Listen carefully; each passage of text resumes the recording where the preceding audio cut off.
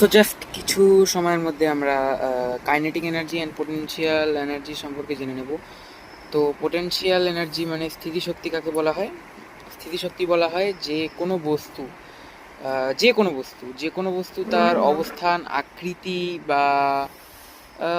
আকৃতি বা এরকমই কিছু জিনিসের জন্য যে কার্য করার ক্ষমতা লাভ করে তাকে বলা হয় পোটেনশিয়াল এনার্জি বা স্থিতিশক্তি। অর্থাৎ ধরো তুমি একটি পেরেক নিয়েছো, পেরেকটিকে মাটিতে পুঁতে রেখেছো, মানে জাস্ট মাটির উপর আলগা করে, এটা মাটির সারফেস, মাটির উপর আলগা করে রেখে দিয়েছো।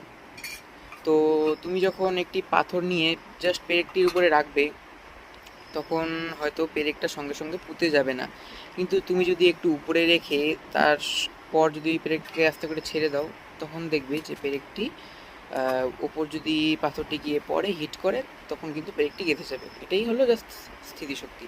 অ্যান্ড নেক্সট, কাইনেটিক এনার্জি বা গতিশক্তিটা কি? তো গতিশক্তি হলো কোনো গতিশীল বস্তু, অর্থাৎ কোনো একটা চলমান বস্তু তার গতিশীল অবস্থার জন্য যে কাজ করার ক্ষমতা লাভ করে তাকেই বলা হয় গতিশীল বা গতিশক্তি বা কাইনেটিক এনার্জি। তো এই কাইনেটিক এনার্জি বা গতিশক্তির যেটা বেস্ট মানে কি বলবো এক্সাম্পল যেটা হবে, সেটা হলো ধরো তুমি মাঠে আছো, মাঠে তোমার সামনে একটি ফুটবল আছে, তুমি কাছের থেকে সেই ফুটবলটাকে কিক করলে, ফুটবলটা কিন্তু বেশি দূরে যাবে না।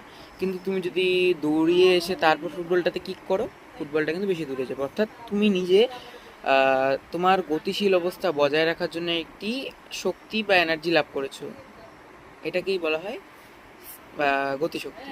তো আশা করি kinetic energy and potential energy ব্যাপারে বোঝা গেল।